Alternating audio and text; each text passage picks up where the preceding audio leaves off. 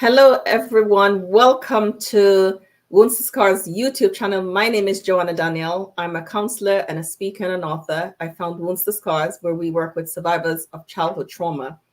One of the things we do at Wounds to Scars is tell stories of people who have been through amazing experiences and have healed. We've told those stories in our books, and now we're going to tell them here on our channel so that you can experience these stories too. You can ask questions and you can learn and grow. Today, I have Delia Gould. Delia is an author of You Can Be Happy Again. I read this in one afternoon. I'm going to introduce Delia, and then we're going into the conversation around why she's here today and some of the things that we can take away from Delia's amazing story. So Delia is originally from the beautiful island of St. Vincent and the Grenadines in the Caribbean, but she now resides in the United Kingdom. She is a dedicated Christian who loves the Lord and is a proud mother of 3 children. Delia is a qualified chartered certified accountant with over 20 years experience in the field. She's a firm believer that sometimes God allows us to go through experiences solely to better position us to help other people in similar situations. And she hopes that this book, her experience, will have a positive, life-changing impact on those who read it and those who hear it. Welcome, Delia. Thank you for having me, Joanna. It's a pleasure to be here. Thank you for agreeing to come, and thank you for bravely telling your story to the world. When I first read your story, there's so many parts of it that I'm just like, and what happens next? And what did she do? And I can't believe, and I was angry at some points. And so, you took us on this journey of highs and lows, and it's an amazing story. I want to first start by asking, because you started out the book that way. You grew up with your grandmother. It sounded like a fun time you had, but tell us what that was like in those early years growing up with your grandmother. Well, my grandmother was the closest person to me, and she has now passed. But it was really a good time for me because I grew up with my grandmother and some cousins. My brother also was there. My mom left me to go and find a job in the city. In those days, that's what a lot of people did. Yeah, they So did. my mother and I stayed back with my grandmother and some cousins, and we lived together. And we were quite a close bunch. And Hmm. we weren't rich by no means. I remember sometimes when I come home for lunch, I'll have to go and climb the trees, one of the trees in the yard, whether the plum tree or the mango tree, whichever one Hmm. was in season at the time, and pick my lunch and eat it and go back to school. But or even though we were not rich, we were quite close. You were close in the family. And you said that with a smile, like I used to come home from school, climb the tree, get my lunch and go back. And you said that smiling, like, tell us how those formative years shaped the woman today. Oh, wow. Wow. It has made me a humble person. Mm. You know, it has made me to be contented with what I have, because even though, we didn't have a lot, I was not the person to be looking at what others have and I'm wanting it and Right.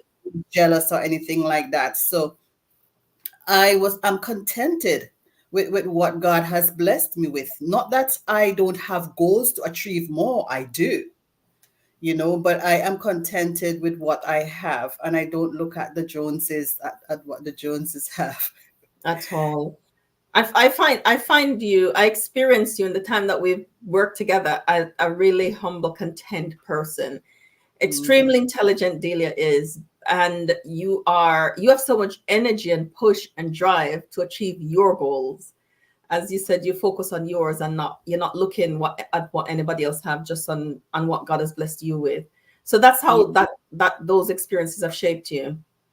It has also made me an independent person, because living with my grandmother, she was the breadwinner, and she would go out and work while I was the oldest girl and I had Right. to look after the home.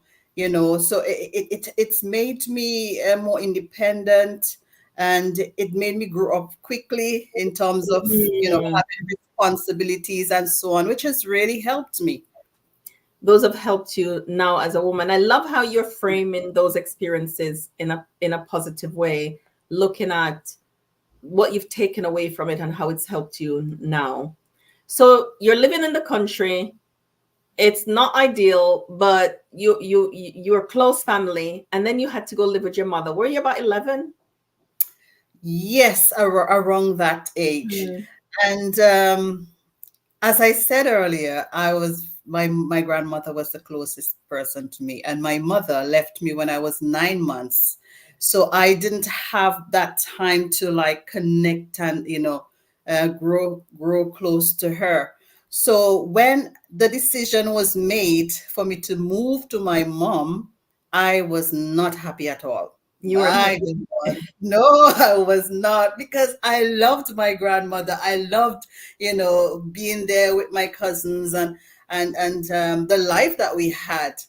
But my grandmother became sick, and my mom made the decision that I have to Mm. go and move to be with her. And the transition was not a smooth one.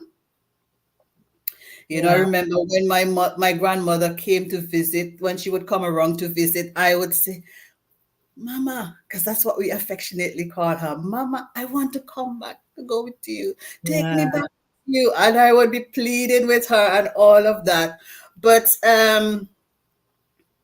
the relationship with my mom started off very rocky, Of course. because I was close to her. And I think as a child, I had I felt abandoned by her when she left, Yes.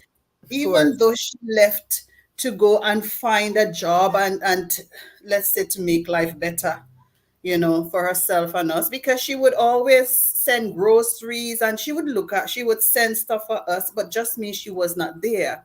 Yeah. And, sometimes as parents, balancing that, Mm-mm. for a Mm. child, it's more important for your presence than your gifts and and Absolutely. all of those things. So I did feel abandoned by her. And because of that, the relationship was not that smooth initially. But I Mm. must say, I'm happy to say that we're in a much better place now. We've passed through all of that abandonment issues, and we have a fabulous relationship now. It's so interesting because that's a lot of people's stories where they were left with relative, and one parent move abroad or move somewhere else and having to live without them. And even though as adults we can understand that they went for a better life, they went to work, the impact of the abandonment still has to be worked through and processed and Definitely. understand. Otherwise it's just going to sit there as and fester, and as a wound that becomes worse. And when I read where you forgave your mom because you understood what she did, that was helpful. And I know it's going to be helpful for people who are in that very position right now, because there are many in that position. And I think how your mother handled it was also beautiful to read. So, Delia, so you transition to the city, you live with your mom, you're an exceptional student, you're winning all these awards. You'll have to read about all the awards that Delia was winning, and going in the newspaper and all of that. And then you met this man. Mm. You met this man. Tell us about how you met your husband and what were some of the moments that made you fall in love with him. Ooh. Some juicy stuff here. Okay, well, I went to do a computer training course at where he was working at the time. And it wasn't love at first sight, you know. I went there, I was introduced to everybody, including him. It wasn't love at first sight or anything like that. But as we talked, and the area where we worked in, or where we were doing the training, was a very close, small area, and everybody was there in close proximity and all of that. And after I found out he was an Adventist, and and then we started to like talk and stuff like that, and I started to feel the butterflies in my stomach, and we went for walks and stuff like that. So that's basically how it developed. I did not know that when I started that training that I was going to meet the love of my life. But Hmm. Was he older than you? yes, he was older, 7 years older than I am. Yeah, yeah. Was Mhm. that your first boyfriend? Or First serious boyfriend, first but yeah, serious yeah, boyfriend? yeah, So for lots of significance, he's your first yes, serious boyfriend. He's of yes, the same faith. yeah, All of those things made you fall in love with him, and you guys got married. yes. You guys got married. And how many years were you married before the betrayal? I think it was about 10 years. Was it 10 years? Around there, when the whole thing actually fell apart. You were married for 10 years. Yeah, yeah. We were married. Well, when the whole thing fell apart, we were married for over 10 years. Yeah. But um, within that period of time, I was suffering in silence for like over 3 years because Mm, I had suspicions that something was happening. You know, there was a change in the night dynamics, between my husband and my best friend hmm. in their relationship. And for that period of time, is they were like telling me, "Oh, we're just friends, and you're too jealous," and gaslighting me. You know about gaslighting, Yes, yes. and I really felt as though something was wrong with me at points. Is it me? Am I seeing things? Am I making up things and all of that?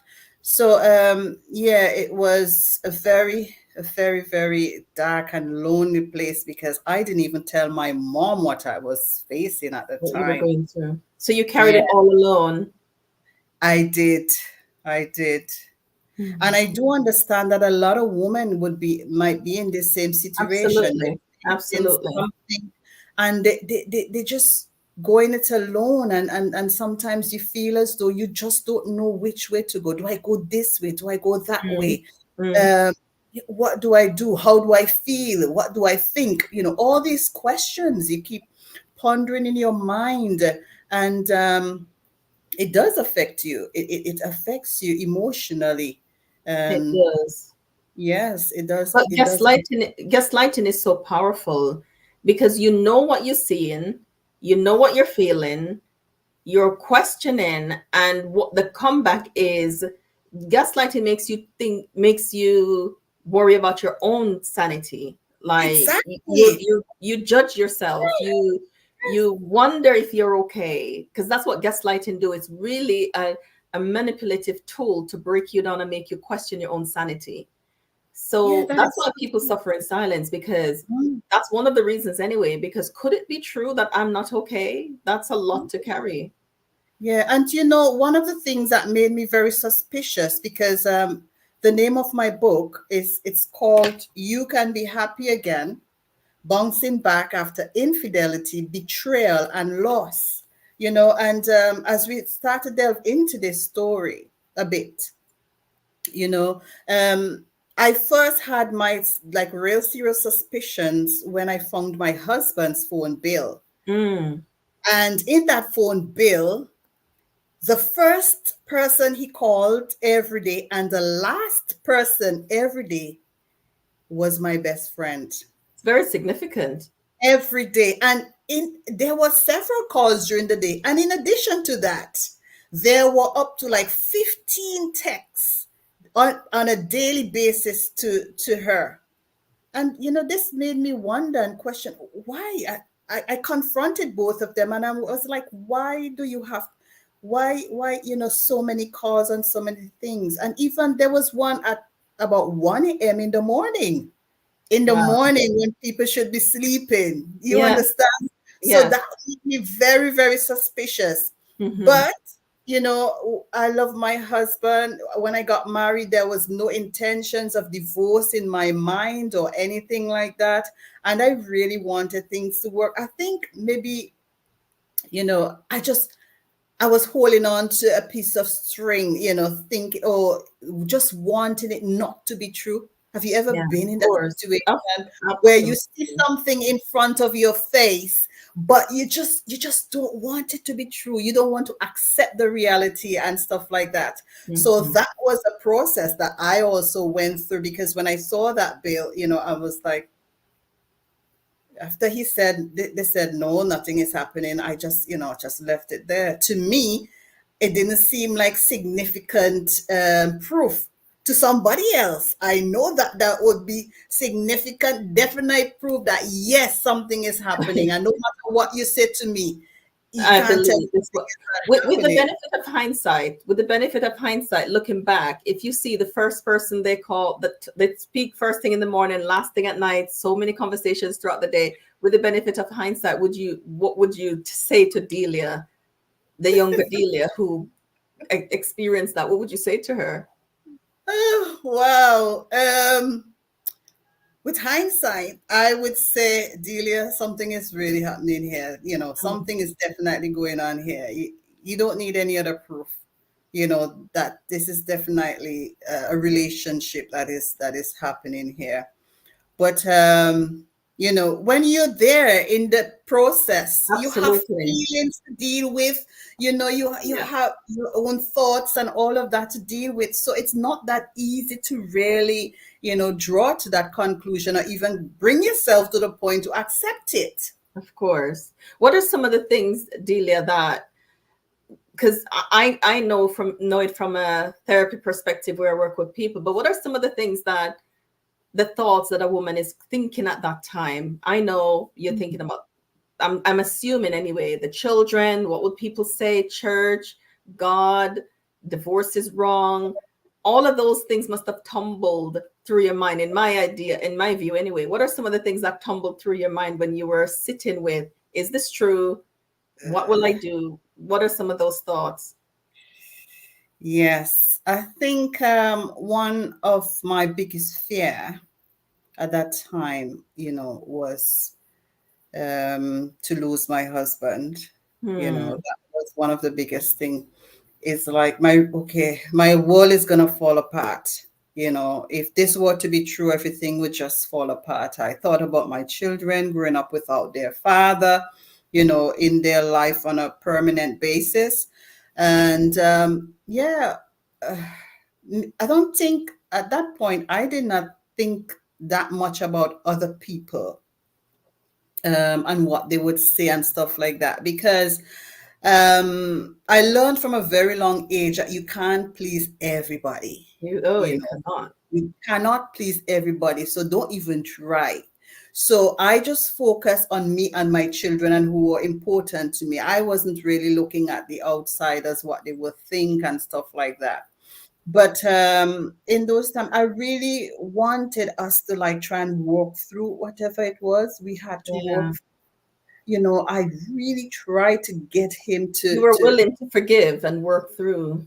I was willing to forgive and to work through, our issues. I knew it wasn't the easiest thing to do, and sometimes choosing the easiest thing is not the best thing. No. So I really wanted to try and make it work. And as I said before, when I got married, there was nothing in my mind, in the back of my Of mind, about course. divorce or anything like that. So it kind of caught me off guard as well. I wasn't prepared for it. So here you were, you had all these things. All you said you thought about was, I was going to lose my husband and my Mm, children are going to grow up without a father. And so those things were important to you. So yeah. your thought was, how can I save this marriage? What are the things that, how can we work it, resolve it? Though it wasn't anything for you to resolve because he has chosen to betray you. But those were Yeah. your thoughts anyway. Um, Hmm. how did you transition from those thoughts, from, because nothing changed, the fear didn't stop, but you're trying to save the marriage. Tell us about those years when you were trying to do that. Wow. Oof. You know, when he finally confessed, because it took him over 3 years to actually confess to the affair, and not only to confess to the affair, to confess that the child that she was carrying was his. So 3 years of gaslighting before he confessed, and she's Yes, pregnant. yes. Wow. So when he confessed, it I felt like my whole life just fell apart. You Hmm. know, I did not know what to do. You know, I couldn't eat, I couldn't sleep. I lost a lot of weight. I looked like figure one. Hmm. And and it was really, really, really traumatic for me. And I went through a Great Depression, as I call it, a Yeah. Great Yes. Depression Of where course. I would lie in, in bed under covers, just crying my eyes out, and it was really, really hard. Sometimes I didn't even have the energy to get up and make a meal for my young children at the time. And thank God he sent a friend of mine who came and stayed with us and was helping me, with those with my children and stuff like that. Because I wasn't in the physically, I would get up Or to try to do something, but just have no energy, have to just sit down back. I feel like I'm gonna faint or I'm gonna fall or something. And the turning point came hmm. when I visited the office, because I must say that my best friend was the secretary of our business, They work because together.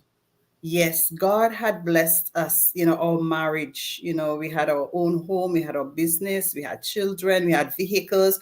God had really, really blessed us. And we even had a date night, which was every Tuesday, where we would go out together, whether on the beach or to have a meal together or take a walk or drive, just the two of us. So So you were so into the marriage. So it's not because he we, lacked anything. It no, was a choice. exactly. We Mm. had a good relationship.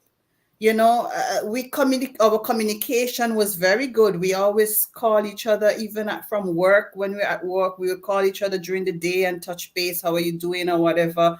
And so that is why my whole world just crumbled when he finally admitted to me that Mm. he was having an affair with my best friend.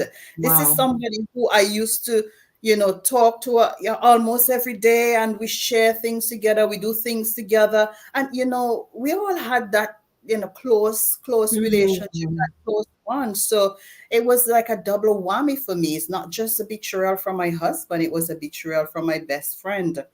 How does And how has that impacted trust and your ability to form friendships with other women? uh, before I answer that question, remind me to come back to that question. Mm. I would like to Sure. finish answering the question that you asked me a while ago as to, what made me change, what made the turnaround. Mm. And after he told me about, he confessed, and I went through, that Great Depression, and all of that was happening to me. Then one day, I remember I walked into the office, right? And when you're going into the office, you open the door, and there's a staircase going up. And from the time I opened the door and I looked up, what did I see? I saw my husband whispering something, to my best friend in her ears, whispering something in her ears. And when I went up there, I was like, why do you have to be so close, to her? And in this very aggressive tone, he was like, what you want now? What do you want now? And I don't know, Joanna, in that moment, I felt as though I was a statue. I was a statue and I was mute. I couldn't talk Mm. and I couldn't Mm. move. I did not know what to do. I just froze. I froze in that moment. And it took me after a while, I just, decided to turn around and just started to go back down the stairs Yeah. because I was like, I don't know how to deal with this situation. Better I just walk away. So that was a decision that I did. I started to walk away, going down the stairs. And there was this pastor who was in the office, unbeknownst to me. And while I was going down the stairs, he called my name, but I was in such a emotional state, Yeah. that I couldn't really, respond to him. And I just kept walking, going down. Hmm. And by the time I opened the door to go outside, I felt like I had no legs. And I fainted. But God is so amazing that he used this pastor. I didn't realize he was walking, coming down behind me, but he used this pastor to grab me just before I hit the concrete floor. And I think that was the moment when I realized, Delia, you need to do something. If you continue like this, you're not going to be around to take care of your children. You're not going to be good for yourself. So you need to start, looking after you. And that is when I changed my focus. I started to literally force myself to eat, and I started to take vitamins, and I started to go out with friends, and I started to do things, focus on myself and do things to try and build me back up. Bit by bit, I started to gain back the weight, and so on. So it's and I also changed my focus to my children, because I always, in the back of my mind, while going through all of this, I always knew that I wanted to be the one to look after and take care of my children. Yes. you know as a mother, you're the one with, you just feel, as the Of mother, you course. can do the best job. You can do the best job of taking care of your children, and I really wanted to be there for them. So that motivated me to like push and change my focus and try and build back myself. Yeah. So your path to happiness, and maybe you can talk about learning to trust again in this path to happiness. Okay. How did you transition from wanting the marriage to work, realizing it wasn't going to, the acknowledgement, there's a baby Mhm. involved, and you making a decision to start to be happy again? Well, in terms of trust, for other females, I don't think it impacted on me that much, right? But Hmm. for males, I'm like, all men are the same. No, I don't Yeah. know. I'm done with men. I don't want Right. that kind of feeling. It's like you just want to protect yourself. And I remember one day I was at home and this call came in. And when I answered the phone, it was a guy on the other end. I didn't recognize the voice or anything. And, he started chatting, and he's like, do you have a boyfriend? and, and I'm like, I remember I said, I just replied, I said, God is my man. And I just, bloom, hang up the phone on him. And that was it. I never even knew who called me or anything like that. Because, I had just been turned off from men. I've come a long way from that. I am open to, finding love again, if that is in the books for me, according to God's will. Yeah. But in terms of well, I've even have a new best friend now. That is to tell you, I've healed to the point where I've realized Mhm. that you know that's just her. Can't put everybody in the same boat, and stuff like that. So I have gotten a new best friend, and we've been very good friends for many many years now. And what you have that you can't really have a meaningful true relationship without that trust and vulnerability, True. with your friends and your family and stuff like that. You can't really have a genuine relationship without that. It's a big risk, but it wouldn't be the same without that. In terms of finding happiness again, there are a few things that really really really helped me. And one of the things, while I was going through my trauma, that really kept me, was I realized that God was doing things and that showed me that he was with me, Mm-hmm. so I didn't feel like I was alone. For instance, I remember I was in my bed one evening after work because as a professional, I said to myself, I said, Delia, you're not going to break down in public. No, that's not going to happen. Before you leave to go to work, cry out all your tears, cry them out.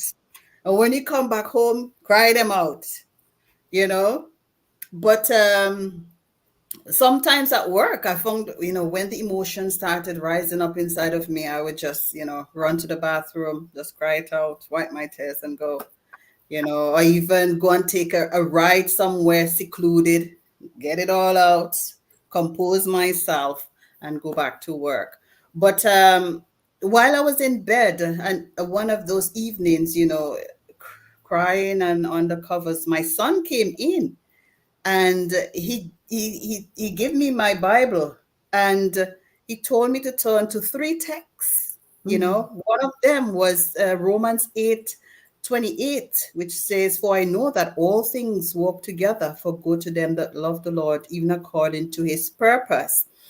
And when I read those texts, and he gave them from memory, it's not like he wrote them down on a piece of paper and was reading them. He just gave them from memory. And when I read those texts, they brought so much joy and comfort to my heart, Joanna. I really felt like Mm-hmm. God Himself was talking to me. And even when He used the pastor to catch me before I drop on that concrete ground, I always wonder what would have happened to me if I had really, I could have really been hurt. And there are several times that things that He did. He gave me dreams to show me certain things. And when you read the book, you would find out about the number of dreams that I had, you know. So I realized that God was there with me, and I realized I wasn't alone.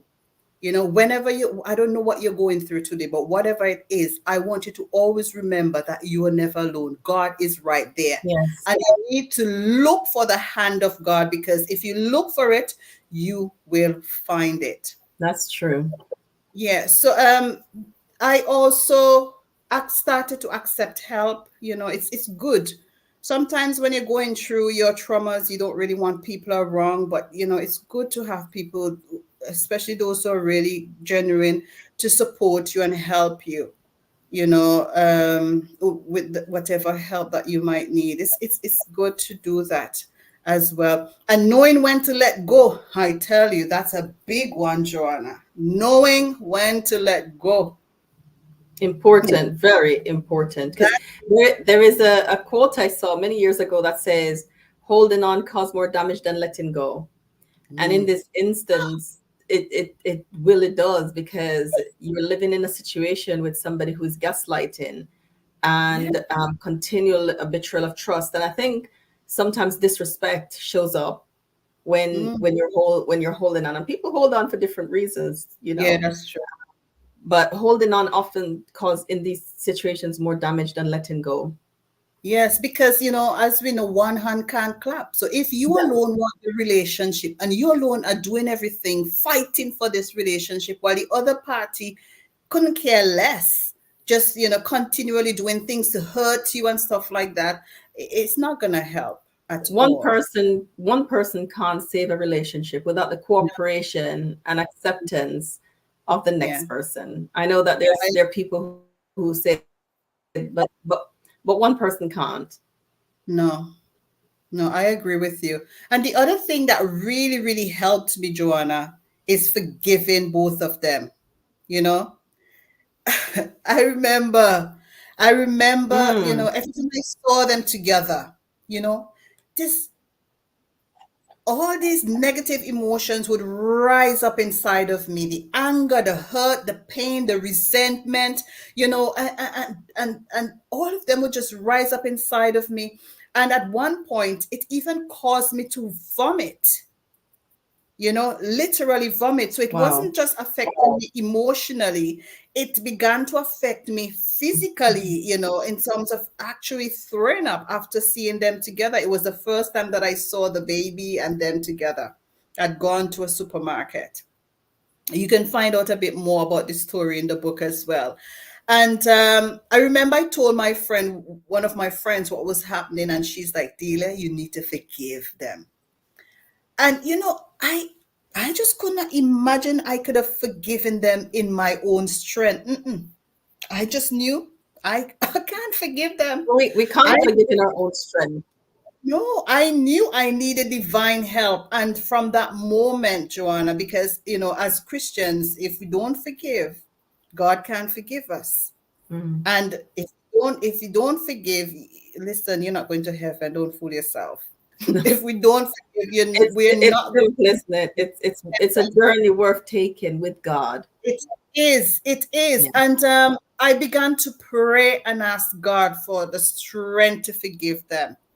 And I remember sometimes at nights when I can't sleep, I will lay in bed and I would just pray and talk to God, asking him to strengthen me. And one morning I I decided, I'm going to call them and I'm going to offer my forgiveness. And I did. I called her first. And I said, I'm not calling to make any confusion or anything. I'm just calling because as a Christian, God expects us to forgive. And I'm calling to offer you my forgiveness.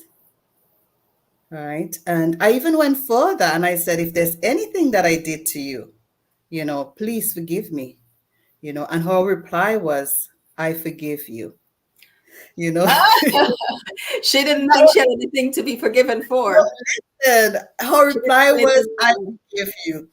Oh, wow. But I just stayed focused because I knew I was doing this for me. I was, and I just stayed focused on my mission. I just said, my goodbyes and I left and I called him and offered my forgiveness. And you won't believe the next time I saw them together. You were fine. Yes, You there were was a free. calmness and a peace that I never felt when I saw them, whenever I saw them together before. So forgiveness it's very important, not just for the person you're forgiving, but for It's for yourself. you. Yeah. I Yeah. remember one morning in my devotion, God downloaded this in me. It said, unforgiveness is like breathing in and never breathing out. Oh, wow. Don't try that at home. Don't try that. I Can understand you that imagine? forgiveness You is can, a path and a process, and everybody it is. travels that path and that process Yes, in different yes, ways. And I think the yes. message is that it's important for you and for your healing, It not is. for It anybody else. is. Listen, if I did not forgive them, I would not have reached where I have reached today. I Mm. think forgiveness is one of the biggest, played one of the biggest role in where I am at this moment. I can't stress how important forgiveness is.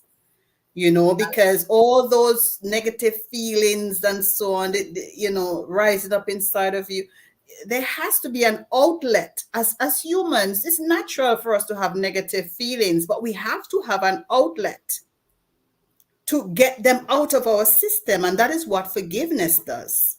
It provided that for you. Exactly. That's what it did for me. I'm so glad. As Delia said, go and read the book. I read it in one afternoon because I just wanted to know what happened next. I'm just thinking, leave him, leave him. I kept saying, I kept saying in the book, it was like watching a movie and said, don't go around that corner. I was thinking, I can't believe Delia, he is having an affair. You should go now. But so she really does take you vividly on this Mm. journey. One of the reasons I wanted to talk to you so that you can share with our community is just how practical you are, how you didn't allow, you didn't, as painful as it was, you allowed yourself you gave yourself permission to work through everything so that you can Mm. get to the place where you are today. And Yes. your message of hope to women and people who have suffered from betrayal, trauma, is that you can be happy again. And so Yes. I'm going to put the link to Delia's book below the video, and you can and where you can connect with her. Is there any last message of hope, Delia, that you want to leave with people today? You know, we all go through our problems from time to time. Life happens sometimes, as they put it. But one thing I want you to always remember, no matter what you're going through, you are never alone. God is always, always there with you. And he is able to help you to make it through your journey. So I just want you to keep the faith and remember, happiness is a choice. So choose to be happy. Thank you, Delia. Thank you for coming. I absolutely love You're Never Alone, because oftentimes when we're going through challenging places, we can feel like we're alone. And Delia is saying we're never alone. Even when you've chosen to not share your struggles with any anybody here, friends or family, just knowing that God is always with you helps us to be able to carry the heavy burdens that we carry. So you're never alone, and you can be happy again. You can find details for Delia's book, but more than anything, we'd like you to draw inspiration from her story so that you can apply to your own life, your own circumstances, so you can also move through the places of challenges that you are if you're dealing with infidelity and betrayal, and you can be happy again. Thank you for coming, Delia, and thank you everyone for joining us. Don't forget, if you enjoyed this video, to like and subscribe to our channel, and to share the video with your friends and family who you know will benefit from this information. Take care.